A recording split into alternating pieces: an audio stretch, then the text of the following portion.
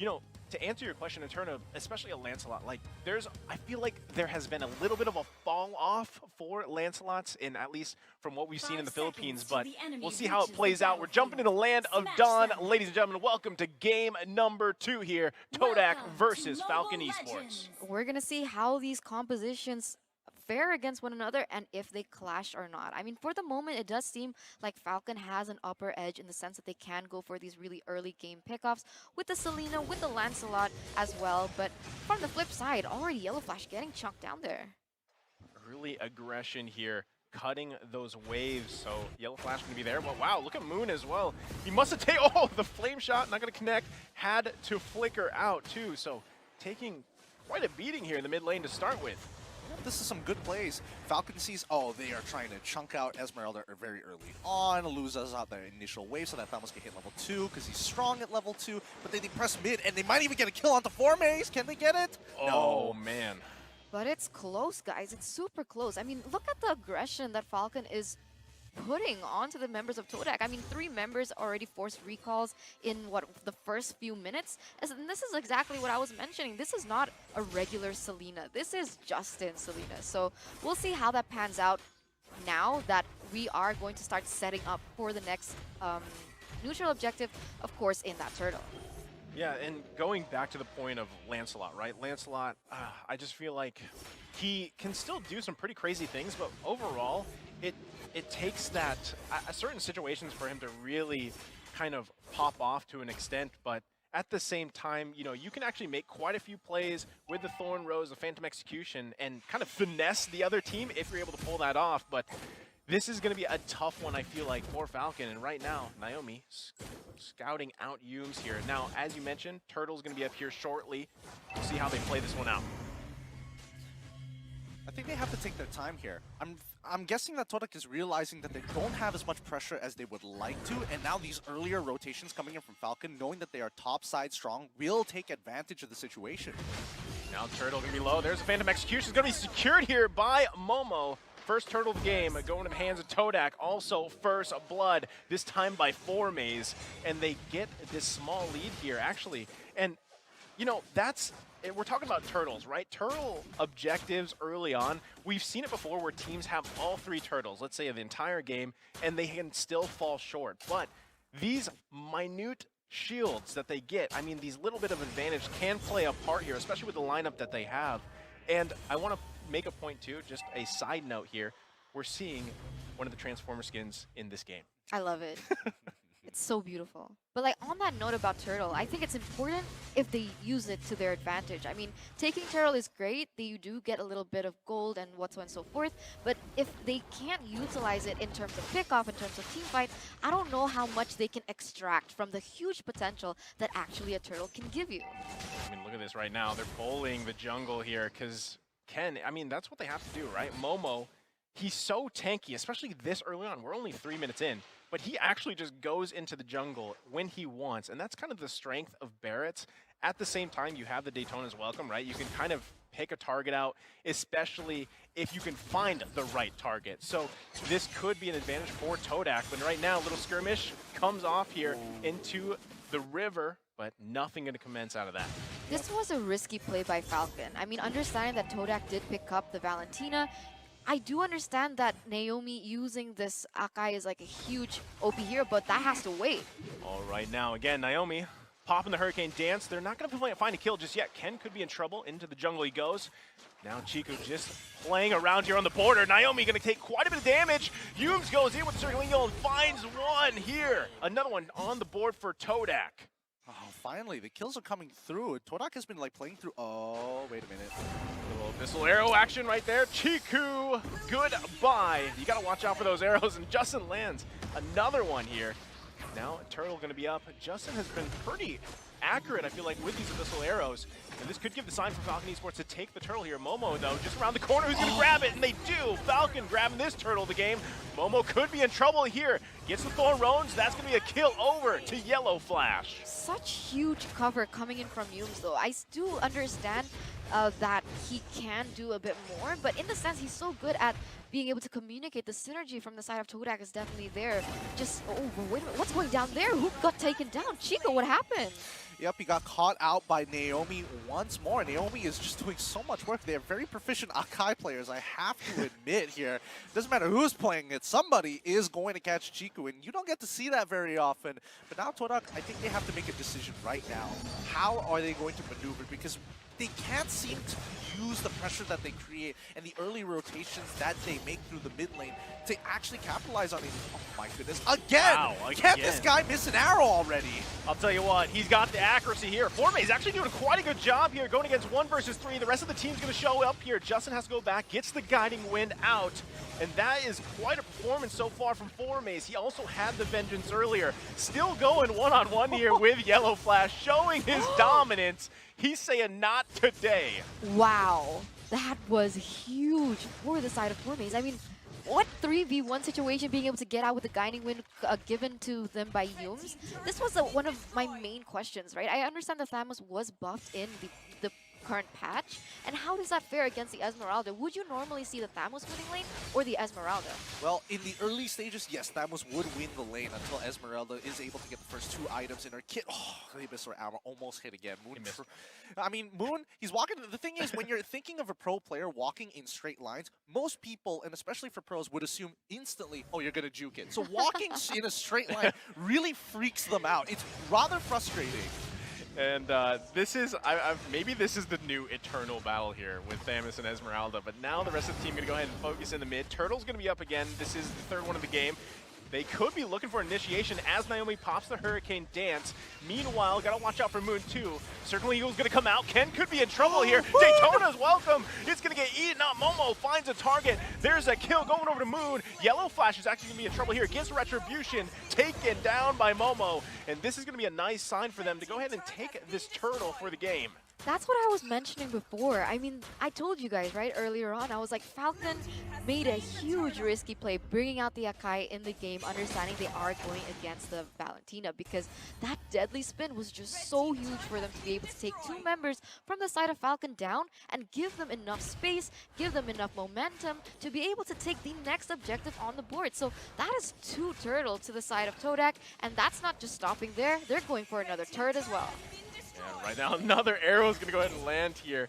And one thing about Selena, because we actually see Selena quite a bit before in all the MPL regions, and you got to give it up here to Justin, right? Landing arrow after arrow.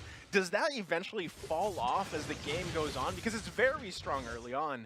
Or is it always going to be a threat here, Gideon? It's always going to be a threat. One arrow can really make a difference in a team fight if you hit the right target at the right distance. And look at now, Ken, he's getting afraid. He gets... this is what I'm talking about. Every single time, I feel like I'm cursed at this point. I'm about to say, oh yeah, Falcon's doing great, they lose a fight. And TODAK's doing great, they lose a fight. And now another one's about to break out. You say it and it happens, man. This is some other type of casting. But here we go. Now actually just the fight here for these objectives in the jungle too.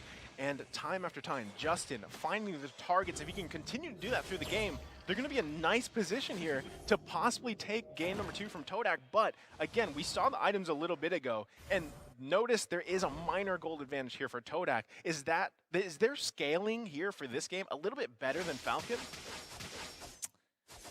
Yes, I would agree that it's actually a lot better for Falcon in comparison to TODAK. And I think TODAK, they have to play really smart in their team fights, right? It's all about taking the right fights at the right time. And a lot of it is going to be driven by the 2 main carries, the 2 main supports here for the engaged, Moon as well as Yums. Oh man, another lockdown here in the wall. Momo could be in trouble. Gonna guiding win out of there. Yellow Flash trying to zone them out well. Again, this is all for these jungle objectives here. It's just skirmish after skirmish. Moon gets flame shotted by Justin before Yellow Flash is actually taken out of the picture too. Now they're going back to the base, retreating here. Now the Lord is up, but these are some big plays happen here on the jungle. Yeah, huge, huge, huge. 1-for-1 trade for both teams. It is going to be that mid lane for that EXP lane, but the problem is, it is still TODAK being able to take 2 more turrets on the board. So what we saw in game number 1, where Falcon was able to kind of, alleviate the situation, it's a little bit similar now. TODAK is quite in the lead. 2,500 gold to their name. They have 6 turrets as well, and with the space, they might be going for this Lord. Well, they're going to be sitting on top of it for now. I think it's going to be a roll of a die 50-50 for either side. TODAK haven't hit the 32k mark, which means they haven't hit their next item power spike in comparison to FALCON, who's very close behind. So it's risky to do it now because there's no guarantee. I'm curious, what items is Formace actually going for? He is a lot tankier and he can sustain a lot harder than I would have expected. Yeah, I mean, and right now they're actually going to go ahead and focus on Naomi once again. Has to pop the Hurricane Dance to survive. And right now, like you mentioned, you know, what is Formace doing? Because they are quite tanky. You talking about a Barret's plus the Thamus here. Another arrow's going to land here. Lord's still not going to be committed on just yet. Moon does have the ultimate of Naomi, so that could be used if they decide to find a pick or a play here. Both teams got to be very careful on this Lord. I love the way they're just dancing with each other right now. They're looking for the right opportunities. They're looking for the right arrow to land, perhaps. But unfortunately, what we see is that it keeps landing onto MLBB. Oh no, there oh, it no. is, Naomi, but look at the jungle here too. Chico's in trouble now. There's going to be the Thorn Rose. They find one. Lord's going to go ahead and reset, but look at the top as well. A little 2 versus 1 action. Yellow Flash has to be careful. There's the Abyssal Arrow. Justin joining back here. Yellow Flash, 2 versus 2 now. They find the immortality here. They got to be careful because the rest of the team is just around the corner. Ken, now looking on target. He's in trouble. Ken, can you find the kill? Justin is still alive before he finally gets taken out. Now Naomi going to be focused down here. Momo and Moon, look at them go. Man, 2 for 2 trade there between TODAK as well as FALCON, but the way that they were able to separate those team fights into like 3 mini team fights was definitely the way to go. That was ingenious from TODAK. That was ingenious. If nobody else saw that, I'm going to tell you, Yums, he's pulling away and he's trying to lead on and bait 2 people to chase him when FALCON could have easily wiped the rest of their team with or without Yums. Yums was a non-factor, but FALCON had their laser-focused eyes on him and they just couldn't catch him until the very end, which allowed TODAK to actually bounce back from some of their death timers to rejoin these fights. Now, notice that the entire fight, top side was getting pushed in. It was a blunder on TODAK's side, but they made up for it. Oh man, right now, that was, that whole team fight was very strategic and all the little, actually it wasn't even a team fight, it was like mini skirmishes that resulted into a team fight and just a pandemonium here. And again, this is just the first Lord. No one able to secure it just yet, but you know, at this point in time, FALCON Esports has to be very careful here because we saw the power of having those kind of beefy boys, especially in Formace, you know, having the Vengeance. And the way he's building this Thamus, he lasts quite a while here as a front line. But now Yellow Flash could be in trouble. Actually going to be just a find here. So again, no one committing just yet. No one committing just yet. They are still waiting once again for that proper strike because you saw the Akai just, you know, flicker in, look for some initiative on the board, but unfortunately it didn't pay too well. But once again, an engage is happening. Oh, Yums doing what Gideon talked about earlier. He's trying to bait some people out here. Formace popping the Vengeance going on here. Oh, and they find Yellow Flash. That's going to be a nice pickup. They could go and just get the Lord now as FALCON is down 1. Also, lane's being pushed in. This is the perfect time for TODAK to take an objective. Such a beautiful play now. Wait, hold on. Right when we were about to get into the climax, I swear, it's international tournaments and it's always me. I'm cursed. I'm cursed. We're sharing a desk with the guy. It's all right. It's all right. I mean, for a minute, we have some time to rest. I think Naisu's a bit flabbergasted, perhaps, with how much action has just been happening from the get-go. I mean, what happened in those last few minutes? So, a lot of the macro play coming out from TODAK is very simple. They know that they have pushing waves, they set up for pushing waves, and then they start dancing around the Lord. They're telling FALCON, hey, if you come on over here, maybe we'll get into a bit of a fight. Maybe you're gonna, and you know for a fact that FALCON will win that overall team fight. That's why you can see TODAK pushing in and then pulling back out, wasting their time as the top and bottom lane start to push in. You notice immediately Ken sees that the bottom side is pushing, so he has to go and match it, clear it off, and come back. But what about top side? What do you do then? That's when TODAK start to pull the triggers. Let's get a little bit more antsy. Let's get a little deeper. And if we get this catch, it's even better for us because we can guarantee a Lord. With this single pick, there is not enough members for FALCON to take on TODAK by this Lord. They have to send 1 person up top to clear that wave and 3 people to delay this Lord as much as possible, maybe even get a pick. In addition to that, I also think it's really important, even if they go in for team fights, let's say 5 versus 5, it all depends on the timing of when they take out the deadly spin. Yeah. Because I see like that being like a huge factor, right? Because if, let's say the Valentina, let's say if Moon does it first, it does seem like it pays to their advantage. But if they're able to land a really good deadly spin on one of the members from the side of TODAK, like they did before, it usually sways into the hands of Falcon themselves. Well, we're jumping right back into the game, and I was going to say, I believe Lord was going to be secured here, so it is taken by TODAK. Now Naomi doing work on Moon. Moon, you got to be careful. You're not that strong as an Akai, and he gets taken down by his mirror. Naomi now going to be focused here for Formaze, eaten up. Momo finds a target. Can they get this one? Silent goes down. Big pickup here. Double kill for Formaze. And now working to crack open the base for Falcon. They're going to try their best to defend here. Formaze got to back off here. They cleared the minions. They buy a little bit of time for now. Now this changes everything, right, Gideon? This changes a lot of things, but while we still have time, let's quickly pull up the item list. I'm not sure what Ken exactly is building. He's looking like he's got a lot more HP than he should. Naturally, for a Lancelot, I'm guessing he's probably got like, yep, there we go, Sky got intel.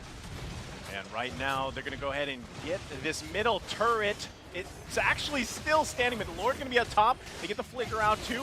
Phantom Execution is going to come out. They give him Justin. Yo, you're in trouble. Mega kill for Formaze.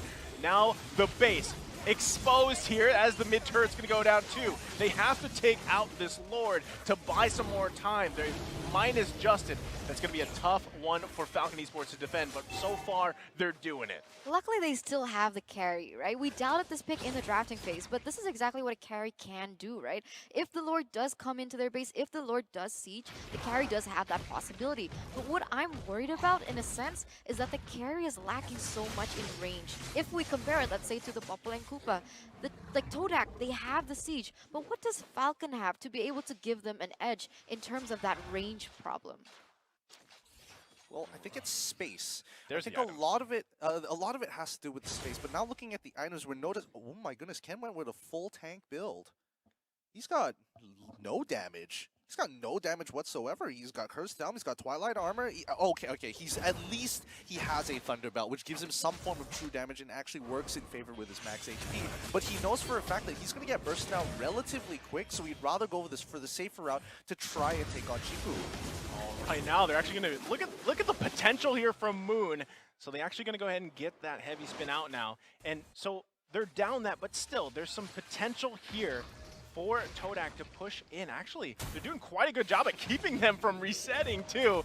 They might look at the push and pull that is happening. Falcon Esports does not want them to go back, but this is what we were talking about, the push and pull. TODAK saying, hey, come here, guys, and then Falcon pulling off. So what is the moment for Falcon Esports to turn this around? I mean, TODAK is just doing a great job so far. What does Falcon Esports have to do here, Gideon? All right, so the stalemate comes down to one simple fact. If Moon has his ultimate, Naomi doesn't want to stay close to him. He doesn't want to give him that free ult. And if he does, that's when both sides are going to be holding it against each other. Who is going to pop it first? And whoever pops it first usually is going to die first. You don't want to lose a member now, because now this Luminous Lord, the powered up Lord, is going to be for the taking, and they only have one turret left in their base for Falcon Esports, so they've got to be careful. They can't lose Justin, right? He doesn't have the immortality here. Silent also pretty exposed, just playing that carry with a little bit of low range here.